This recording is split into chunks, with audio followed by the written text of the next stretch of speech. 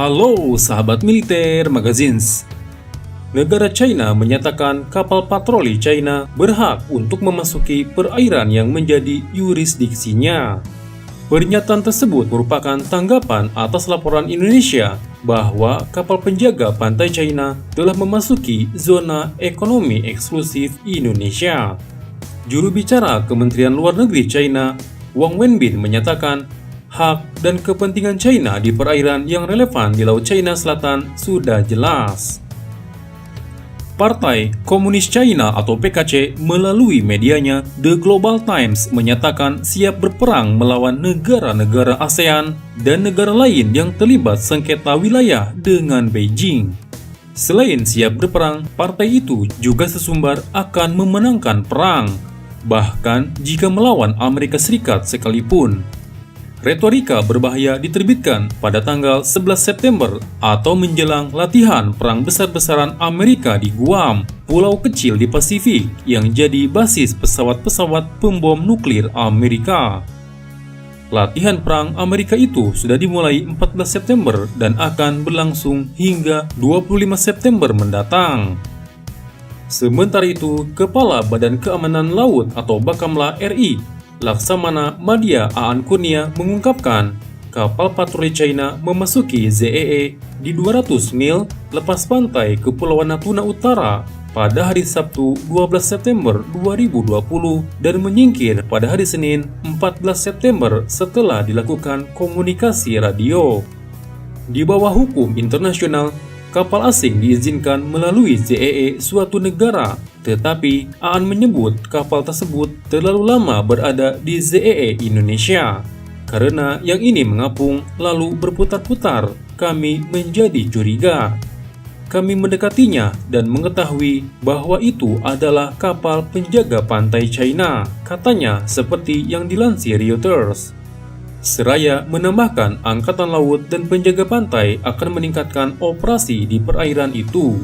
Indonesia mengganti nama bagian utara ZEE-nya pada tahun 2017 menjadi Laut Natuna Utara, mendorong kembali ambisi teritorial maritim China. Meskipun China tidak mengklaim pulau-pulau, kehadiran penjaga pantainya yang hampir 2000 km dilepas daratannya telah mengkhawatirkan Indonesia. Setelah banyak pertemuan antara kapal-kapal China di ZEE Malaysia, Filipina, dan Vietnam yang mengganggu penangkapan ikan dan kegiatan energi.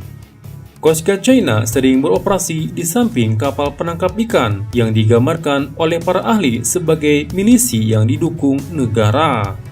9 Dash Line atau 9 garis imajiner di peta China menunjukkan klaim maritimnya yang luas, termasuk perairan dilepas Kepulauan Natuna.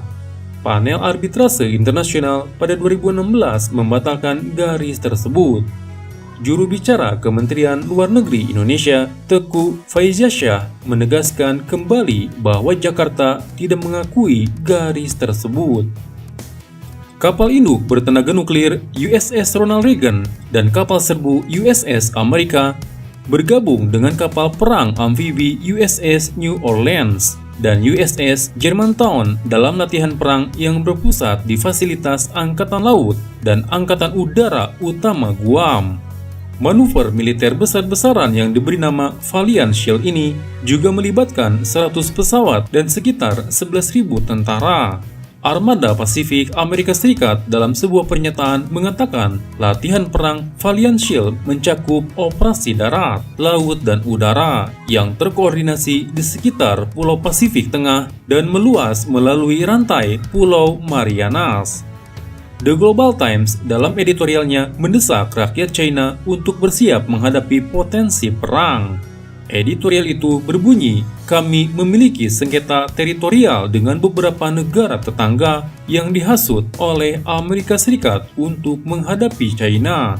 Oleh karena itu, masyarakat China harus memiliki keberanian nyata untuk terlibat dengan tenang dalam perang yang bertujuan untuk melindungi kepentingan inti dan bersiap untuk menanggung akibatnya. Beijing sangat terlibat dalam serangkaian latihan militer yang luas di sekitar Taiwan dan Laut China Selatan. Taiwan pada pekan lalu menuduh pesawat-pesawat jet tempur China melanggar wilayah udaranya dan menyoroti keberadaan kapal milisi yang dekat dengan klaim teritorialnya. Bulan lalu, Beijing mengancam akan memperluas cakupan latihan perangnya hingga mencakup wilayah dekat Guam. Jika Amerika Serikat melangkah lebih jauh, Tentara Pembebasan Rakyat China atau PLA dapat mengambil lebih banyak tindakan balasan, termasuk latihan peluru kendali langsung di timur Pulau Taiwan dan dekat Guam, kata seorang pejabat senior Partai Komunis China bulan lalu. Editorial The Global Times sesumbar bahwa Beijing akan menang jika perang benar-benar terjadi. Kami yakin bisa menang di medan perang jika terjadi konflik dengan pasukan tetangga yang memiliki sengketa teritorial dengan China. Bunyi editorial tersebut sebagai peringatan terhadap India, Jepang, Filipina, Malaysia, Vietnam, dan negara lainnya. Sedangkan Indonesia tidak terlibat sengketa wilayah di Laut China Selatan. Namun, Indonesia secara tidak langsung masih berseteru dengan China di sekitar perairan Natuna. Demikian pula, jika ada perang dengan Amerika Serikat di dekat perairan pesisir China, kami juga memiliki peluang bagus untuk menang, lanjut editorial tersebut. Partai Komunis China bersikeras bahwa ketegangan internasional yang meluas ini bukanlah kesalahannya. Beberapa dari negara ini percaya bahwa dukungan Amerika Serikat memberi mereka kesempatan strategis, imbuh editorial tersebut. Tentu saja bagaimanapun, perang tidak bisa dilakukan dengan santai, dan kita harus menang jika kita ingin berperang. Kemenangan semacam itu memiliki dua arti.